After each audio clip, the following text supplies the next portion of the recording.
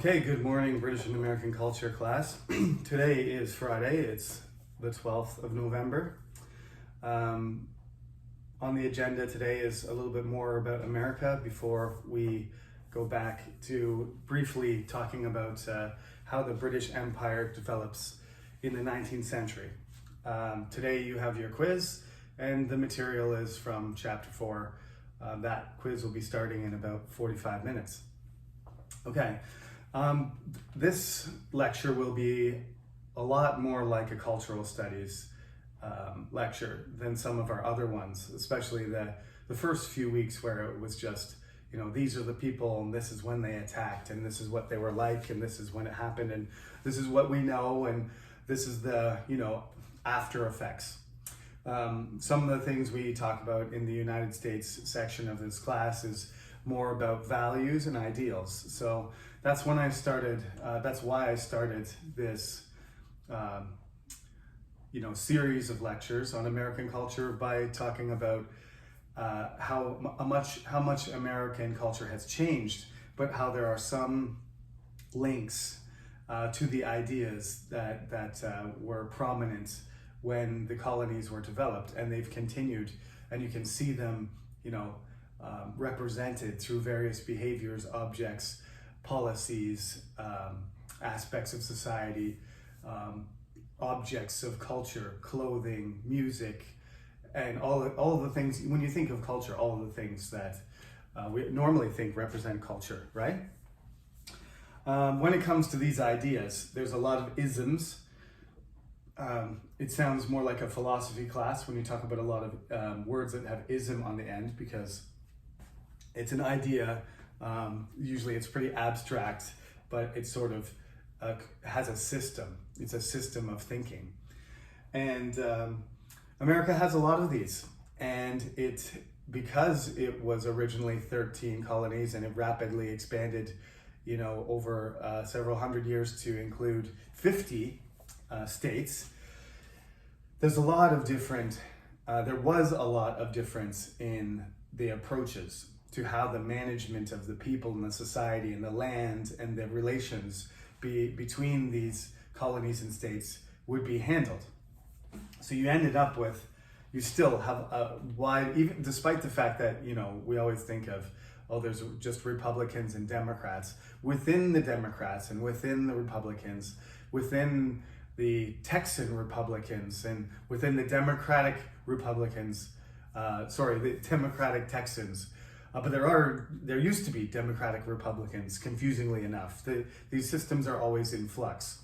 So sometimes the differences are clearer and sometimes they mix. So one of the things to try and remember is that America sometimes does two things at once. It often does this, that you would think they would be contradictory, right? But somehow they manage to do them both at the same time, okay? So a classic example is War and Peace, right? America, I remember when George Bush was making speeches when I was in university, when I was your age, and he used to talk about how America was the leader of the free world. What does that mean? Is America the example of the free world if they are the most powerful military and whenever there's some conflict around the world, that they are involved? Who's the most warlike country in the world? Think about that for a second. Is it Russia, or is it China, or is it the United States? We make it sound like sometimes that America only uses force for peace, but like if you are at war in Afghanistan for 20 years and you're at war in Iraq and you occupy other countries, and before that you fight in Yugoslavia, and before that you fight, you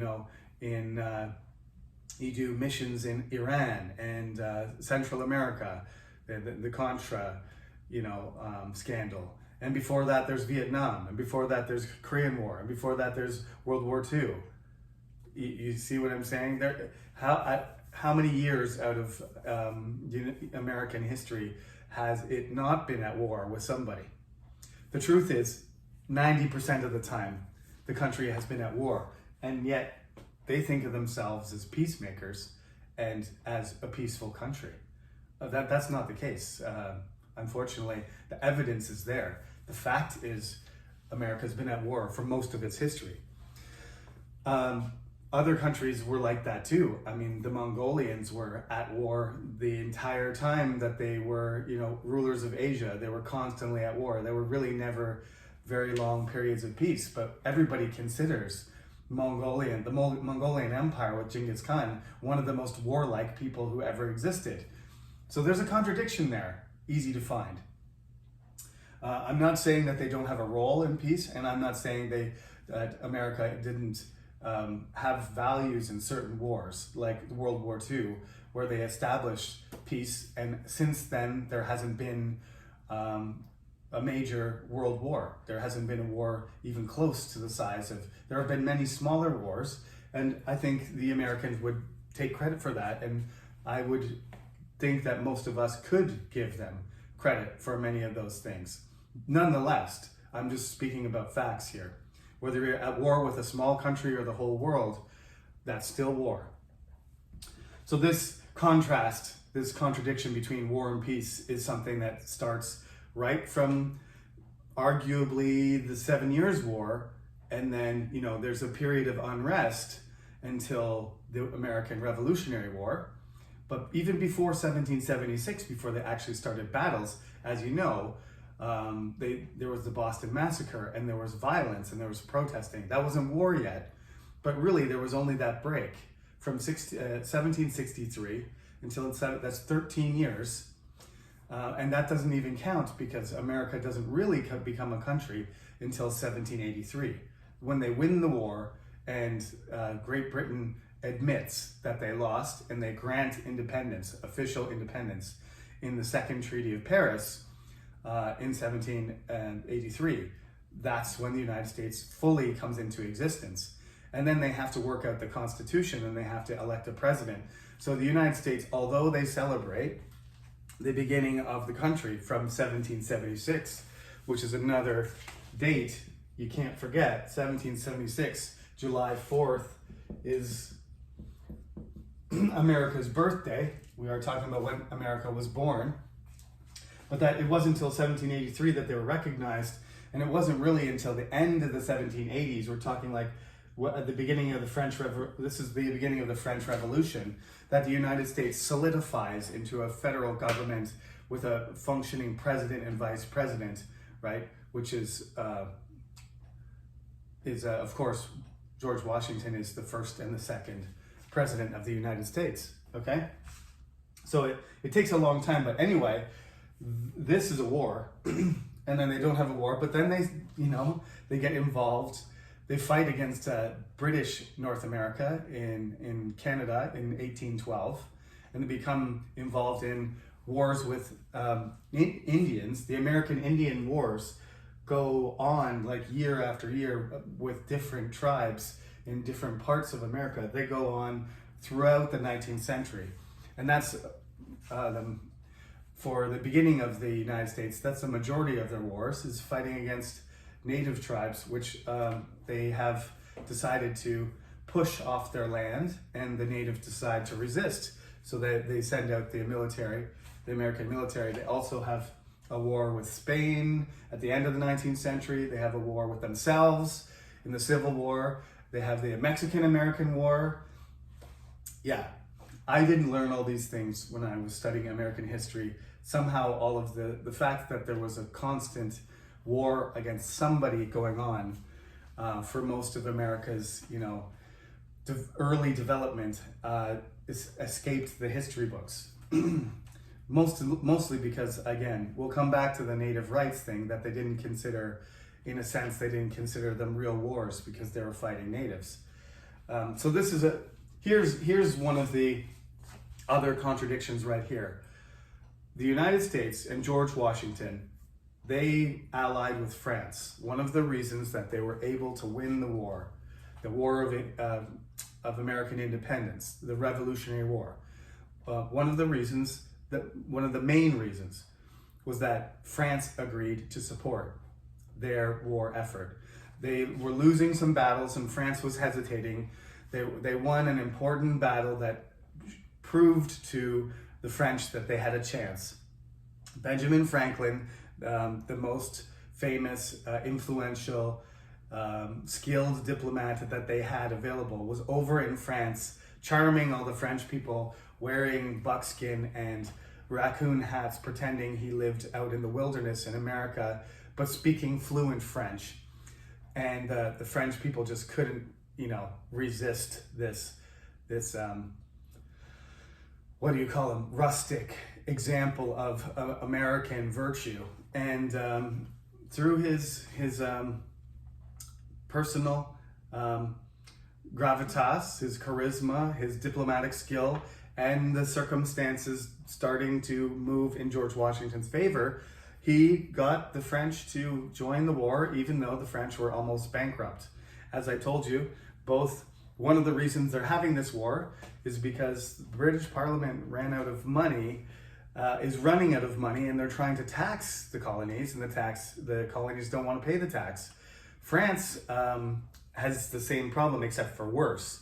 Their finances are in worse condition, but they decide to borrow more money and fight just to get the chance to break the British hold on North America and get some revenge for their losses in war against the British Empire.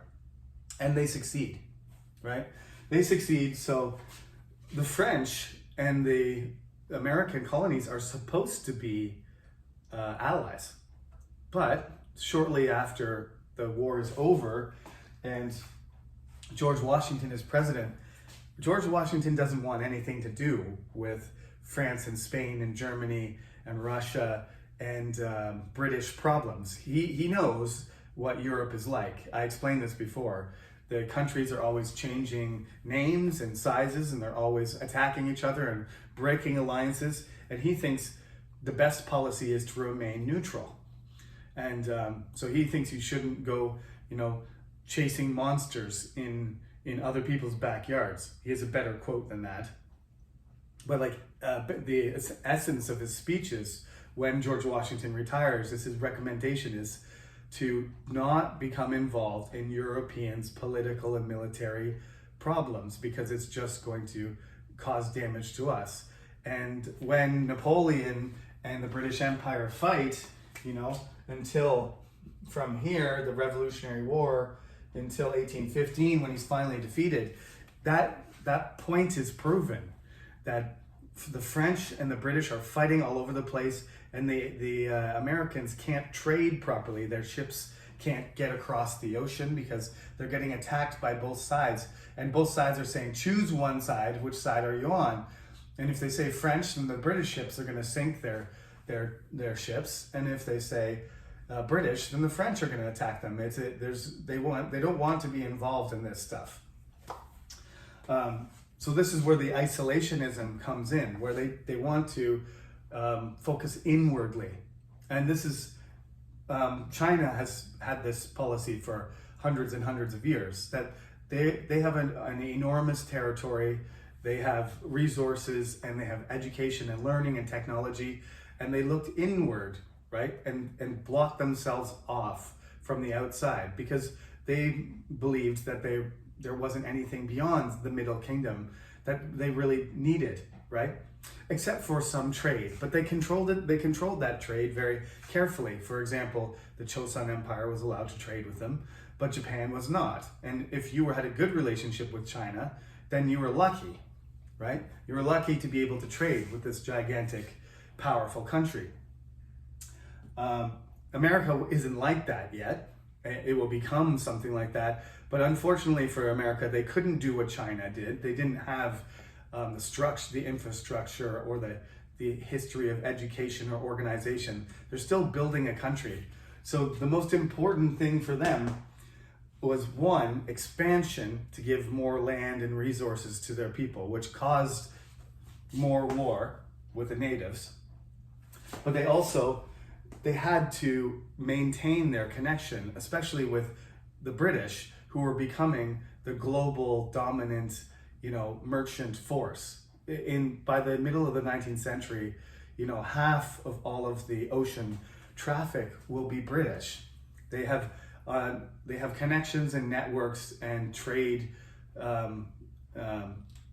opportunities that no other country has. And to shut themselves out of the British system would have been a huge problem for their economy. They want to maintain the lifeline to the American economy, even though they fought against them. When they declare independence, it's the British that have the upper hand. The British have more people, they have more technology, they have a more developed economy, they have more skills, they have more ships, they have more of everything except for land. And so the current balance between the United States being a superpower that's 100 times the size of England with an economy that's 10 times bigger, it's not like that at all. The British Empire is totally, people think that when they lost America, the British Empire started to get smaller and weaken, but that's not what happened. After they let the American colonies go, the British Empire grew bigger and bigger for another 125 years. It didn't have the desired effect. The French were hoping that there would be some sort of British international collapse, but instead, America became a very important trading partner that was outside of the British, empire internal system. And this pushed the British towards an international model, but the Americans still wanted to protect their own economic interests. So, there was a lot of taxes. Ironically, there was a lot of tariffs and taxes on goods coming into America. And that is how America built this trade balance, which started to kickstart its economy. And everybody could see that this country was going to be a giant, people used to talk about America as the sleeping giant. In 100 years later, when it wakes up and it realizes its potential, to have an impact on the world, then what are we going to do? How are we going to deal with it? And I think the sleeping dragon, China, is also the question mark of the 22nd century. The sleeping dragon woke up. And how is that going to affect, how the world operates? So we're almost looking back in time to a point where, China also is the sleeping dragon on the other side of the ocean, and America is the sleeping giant. It hasn't woken up and realized, so it prefers to protect itself. It prefers to isolate itself from other countries. It doesn't want to interfere, and it doesn't want to be interfered with. But of course, that's not possible. For any country, that's not possible. As you can see, China has limited its channels with other countries, but it's gradually, developing them. And that's not traditional Chinese culture. It's not traditional American culture either. You don't realize that because for our lifetime in the last 100 years, since World War I, basically America has been a hyper-interventionalist international country. So you're going to have to look this up a little bit in this book, because this is not just post-revolution, this is post-revolution until now. But you can see how protectionism comes back, not just with Donald Trump. Donald Trump started taxing things from China and blocking immigration and things like that. These are protectionist policies. But it was Obama that made the phrase. Barack Obama started this America First movement, that you would prefer to buy things that are made in America. That Made in America, America First slogan got picked up by Donald Trump because he likes it, but it wasn't his idea. It was Obama's.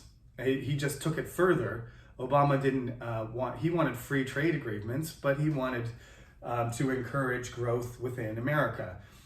Once you start taxing and blocking products and investigating things and using customs duties and stuff, that's true protectionism. But anyway, America is obviously a very international country. It's very mixed. People travel in and out. They do business all over the place. Americans own businesses overseas. Overseas businesses own things in the United States. It couldn't be more international in a sense. But at the same time, there's a protectionist element to American culture, and it comes out sometimes. And Donald Trump there was a lot of support for his, approach to China and his approach to the European Union, and he did it to Canada too. I'm Canadian. We had a big fight with the United States about milk and building supplies like wood and metals, right? So we're basically pretty protective of our milk in Canada because we support our own dairy farmers, the cow farmers. And so we are protective of them, and we subsidize them, and we make it easier for the Canadian milk to be sold over American milk. And Donald Trump attacked that and said, well, if you don't open up your market to American milk, then I'm going to tax your lumber. I'm going to tax your building supplies. So it was happening to every country, not just to China or to, Donald Trump talked about renegotiating the FTA with Korea. That's protectionism, okay? Anyway, you haven't heard that much about it lately because Biden he's not a protectionist in the classical sense. Democracy, imperialism. Well, that's a complicated one. I'm not going to be able to explain all of these in super accurate detail, but democracy is demos, means people. So it's a government of the people. And that's what America believes it is. But in the beginning, the people consisted of white, wealthy men. There was even a property requirement in many states. So if you didn't have any property, then you couldn't vote. This is a small percentage of people that can vote. Even the British had a larger franchise than the Americans at the beginning. And of course, anybody who's a native and anybody who's a slave, they don't even get considered a person because in the Constitution, in the Declaration of Independence, it says all men are created equal. Men meaning only white men and not slaves and not natives. And furthermore, if you are a person who owns slaves, whether they're natives or white people or black people, then they count as 3/5 of a vote for you. That's one of the worst moral decisions and policies in the history of the United States. I don't see how you could be ethical about claiming that human beings are all the same, except some human beings are not equal and they get treated like property or animals or possessions. That's pretty hard to reconcile. It's impossible to reconcile. And that's the definition of a contradiction. It does not work. And yet they made some strange rule, like exception to, a huge portion of the population just so they could still make it work. And of course, it says men. It doesn't say anything about women. So there wasn't even the thought that women might be capable of voting. So for the first 150 years of American society, of the American nation, women can't vote either. That's longer than the distance from women being able to vote to now is shorter than the history of them not being able to vote. It's the same thing with slavery. First slaves were dropped off in 1620, and then slavery became legalized in 1680. And then slavery became completely abolished at the end of the Civil War, right? If you count from 1620, from the first time a West African person was taken on a boat and dropped off in the United States, if you count from then, you're really talking about, 400 years ago, and the United States has existed without slavery for 160 years, not even. So there's 250 years of slavery in American history. Most of American history has had slavery. And again, all men are created equal. What about human rights? What about the natural rights of all human beings, no matter what they look like, what country they come from, and what their religion is? That's what it's supposed to mean. Slavery doesn't fit. Native people don't fit. Women don't fit. Poor people don't fit because they feel like they don't want to give somebody, if somebody doesn't have property, they're not invested in the country, they don't have an interest in the country's future or an impact. That's a British thing, actually. There was a minimum property requirement in England when they started voting for Parliament, and that property requirement also has nothing to do with human rights, because you could have owned a castle and then gone bankrupt, and then suddenly you lose your your right to vote, even though your entire life you were an entitled person or you were a business person, but temporarily you lost your land or your wealth, and then all of a sudden you're unqualified to vote. That doesn't sound very reasonable either. Right, there's always a tension in the United States between the federal government and state governments. Who has the power over what? There's still struggles now, it's constant, it never stops. Are you supposed to be a country, or are you supposed to be a network of states? What's going on here? Are you a confederation, like the Confederacy, which that wasn't a confederacy, that wasn't a good example. When you put things together and you operate as a country, you shouldn't be constantly dealing with resistance from within your own country. I feel like Korea doesn't have this problem. You know, when the coronavirus mandates go out, they go out for the whole country. Jeju doesn't say, well, in Jeju, that's not what we do. We don't wear masks in Jeju. And we don't want to. We're going to have soccer games in Jeju. You guys do what you want in Gyeonggi-do. We're just going to do it the Jeju way. That doesn't happen. So there's a tension there that potentially can be a contradiction too, because who actually has the power? They're constantly saying both do, but somebody has to have the authority. Which one is it? Some parts of the United States are very developed and have all of the technology and the infrastructure that they need.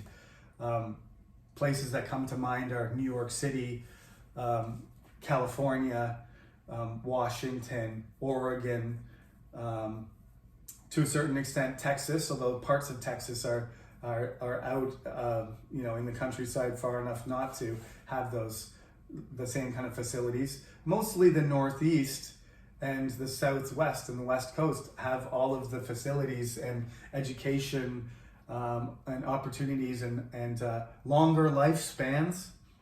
I mean, you can look at how long Americans live, and some states like Missouri and Alabama, not to say that these places are terrible places to live, just the standard of living there is completely different.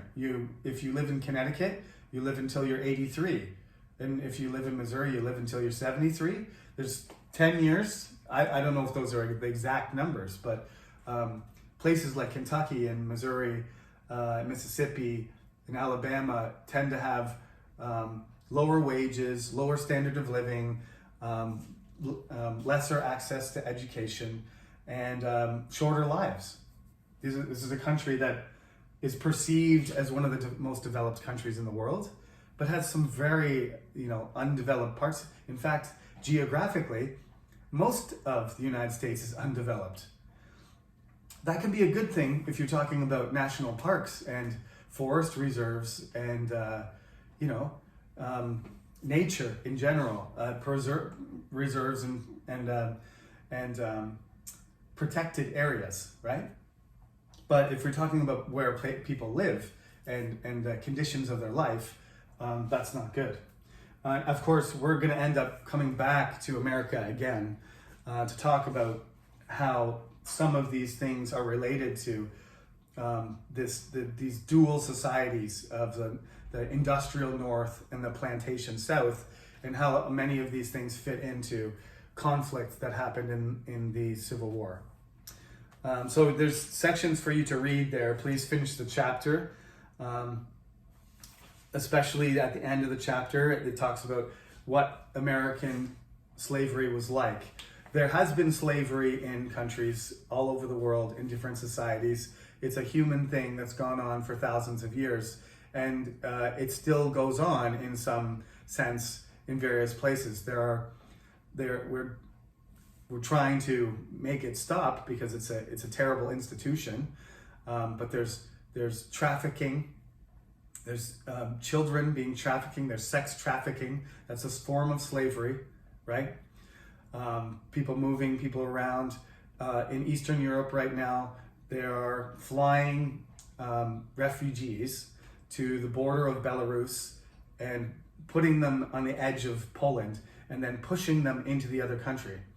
They're basically using these refugees from Syria and the Middle East, Kurds and Syrians, and they're flying them to Eastern Europe, and they're trying to push them into Poland, push them into the EU to make a human crisis, to make a refugee crisis. That's a kind of slavery. You're not providing providing a refuge. You're not providing care for these people. You're using them as almost like weapons. You're pushing them into somebody else's country. Imagine that another country, Canada, had too many refugees in a poor part of Canada, and we flew them to Jeju, and we just started dropping them off in the airport and then pushing them into Jeju.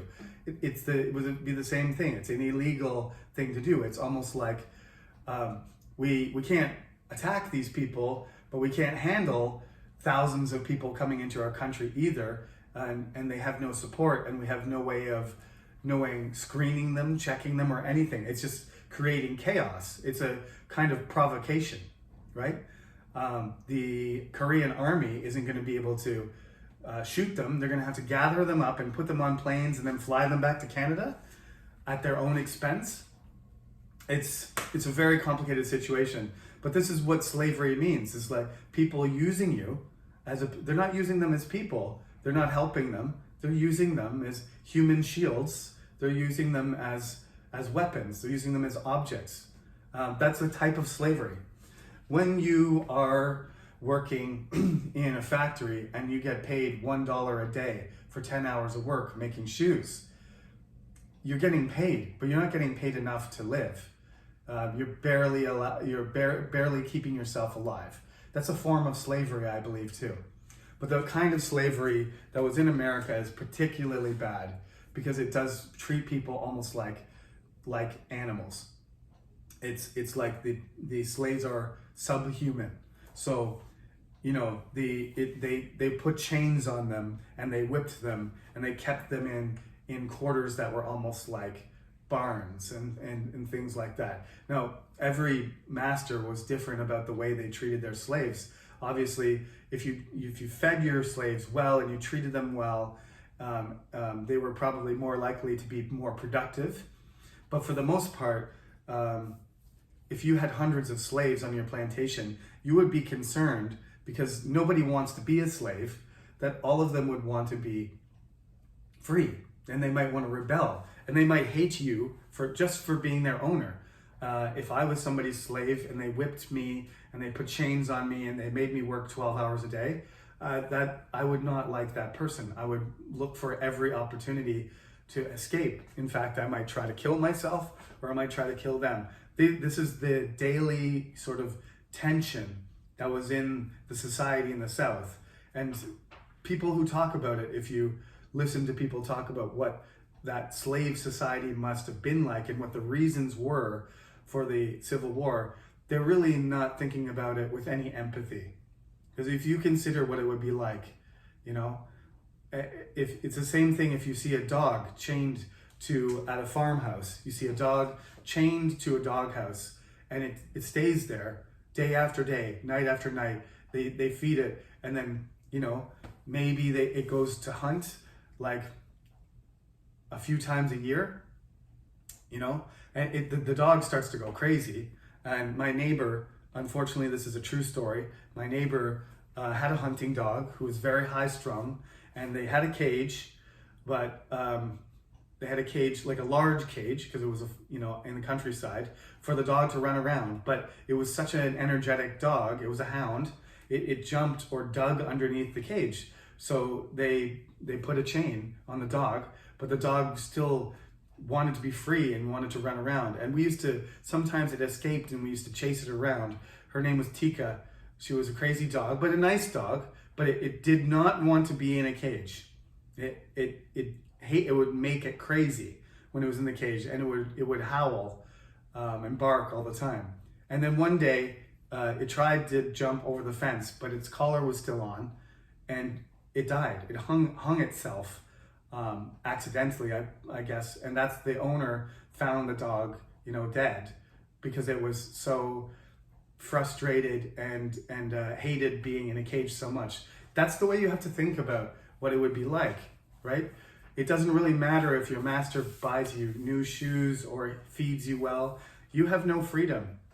And in fact, one of the worst things about it is that if you decided to have a girlfriend, and get married and reproduce, your master also owned your children. You were a slave for life. There was no hope of you ever escaping unless somehow your master was nice enough to let you go. But that was not a normal case. Normally there was a lot of abuse, and there was, the majority of all the cases were terrible. And the masters and the slaves had this tense relationship where they were afraid of each other, in a sense. So it's a very disturbed society. I think we can talk about it from that perspective, especially from an English literature perspective. If you read the books, people who escape, the escaped slaves, often they try and come back and help the other slaves, because they know how horrible it is, and they just want to do anything they can. They don't just run away and find a new life themselves. They are trying to do something to help their other the other victims of slavery as much as they can. So read that short, I know it's too short, but read that section at the end of chapter 4. And this is the next lecture, so this will be for quiz number 5. And when we go to chapter 5, we're gonna talk about British imperialism in the 19th century before we come back to the American Civil War for the lecture after that. So that's it. Have a great Friday. I hope your quiz went well, and I'll see you on Tuesday.